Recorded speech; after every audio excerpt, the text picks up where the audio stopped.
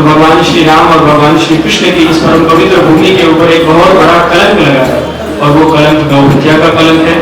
जब तक इस भारत भूमि पर गौ माता का रक्त बहता रहेगा, रक्त गिरता रहेगा, हम किसी भी हालत में सुखी नहीं हो पाएंगे, समृद्ध नहीं हो पाएंगे, आनंदित नहीं हो पाएंगे।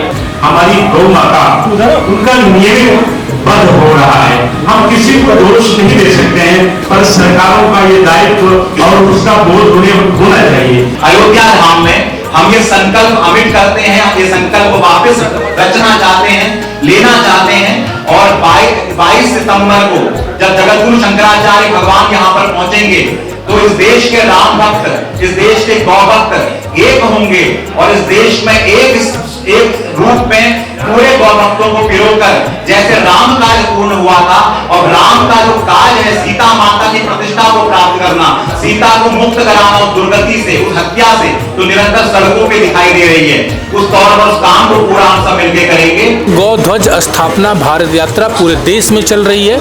उसी के साथ संयोजक प्रभारी विकास पाटनी जी हमारे साथ जुड़ रहे हैं, जो 22 सितंबर से अयोध्या में होने वाले कार्यक्रम की संपूर्ण जानकारी को तिलक पत्रिका पर साझा करेंगे। देखिए, भारतवर्ष का जो गोरक्षा आंदोलन है ये बहुत प्राचीन आंदोलन है। ये कोई ऐसा विषय नहीं है जिसको आज ही खड़ा कर दिया गया और आज ही दुनिया के सामने लाया गया।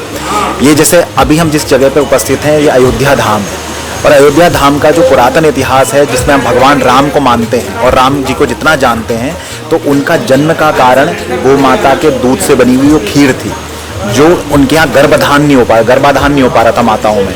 तो उस समय पर श्रृंगी ऋषि को बताया गया कि आप गौ माता के दुग्ध की खीर लेकर आइए और उसको लाकर भोग लगवाइए। तो जैसे ही गौ की खीर को पाया, ग्रहण किया, तो स्वयं परमात्मा जीवात्मा बनकर धरती पर आ गया। ये कृपा भगवान राम जन्म में गौ माता के कारण ही हुई। आज अयोध्या में हम बैठे हैं, अयोध्या में सरयू जी की धारा है। सरयू की इस धारा में जो यहाँ पर बहती है, इसकी कहानी भी सिखाती है कि जब राम मंदिर, जो आज राम मंदिर यहाँ बन गया है, इस राम मंदिर का जो प्राचीन इतिहास है उसमें राम मंदिर के स्थान की खोज कैसे हुई। तो उस समय पर यह दिखाया जाता है कि प्रयागराज जो है वो स्वयं सरयू में स्नान कर रहे थे, काले रंग के थे, और जब उन्होंने स्नान किया तो वो श्वेत हो गए।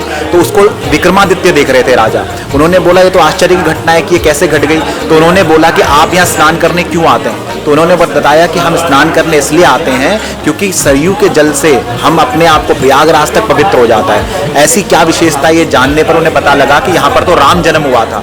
तब विक्रमादित्य ने पूछा कि ये बताइए कि राम जन्म कहाँ हुआ था, कैसे पता लगेगा। तो उन्होंने बताया ये मैं नहीं बता सकता, वेद लक्षणा गौ माता के आप पीछे पीछे जाइए और जहाँ जाएगी गौ माता और जहाँ पर दूध की धार छोड़ देगी, समझ लीजिएगा वहीं पर राम जी का जन्म हुआ है। तो ये कहने का मतलब ये गोरक्षा की धरती है, ये गो प्रतिष्ठा की धरती है। और इसी रूप में जो मंगल पांडे की जो भावना रही, मंगल पांडे की भावना जिस तरह से आगे बढ़ी थी कि उसने गाय के चर्म के आधार पर इस देश में क्रांति को खड़ा कर दिया। वरना मंगल पांडे भी सरकारी नौकरी करता था, हमसे आज के लोगों से अच्छी करता था, उसकी पेंशन लगने वाली थी।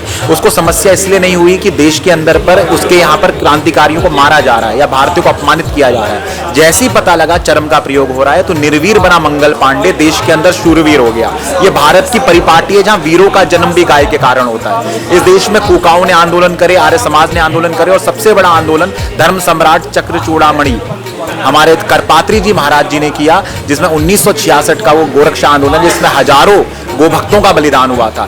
इसी आंदोलन को आगे बढ़ा के जीवंत रखने का जो काम है वो उत्तराखंड के पूज्य गोपाल मणि जी महाराज जी ने किया। उन्होंने चारों पीठों के शंकराचार्य भगवानों का आशीर्वाद इसमें प्राप्त किया, और आज जो ये आंदोलन है ज्योतिष पीठ के परम पूज्य शंकराचार्य अभिमुक्तेश्वरानंद सरस्वती जी महाराज जी के निर्देशन में निरंतर गतिमान होता जा रहा है। और इतना गतिमान है, इस आंदोलन के लिए उन्होंने लगभग ये लगा लीजिए गोवर्धन से दिल्ली तक की पदयात्रा भी की। और उस पदयात्रा को जब वो कर रहे थे, उस पदयात्रा में नंगे पैर चल रहे, उनके पैरों में छाले लगे।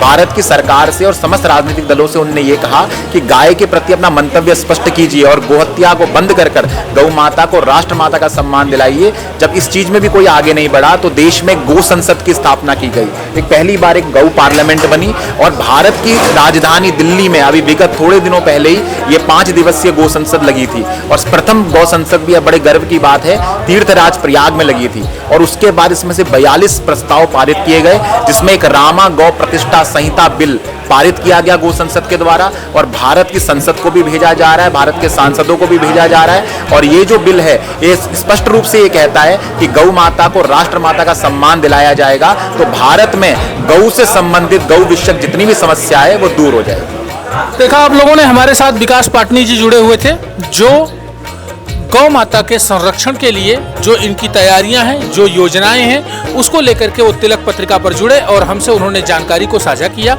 मैं देवेश पांडे, अयोध्या।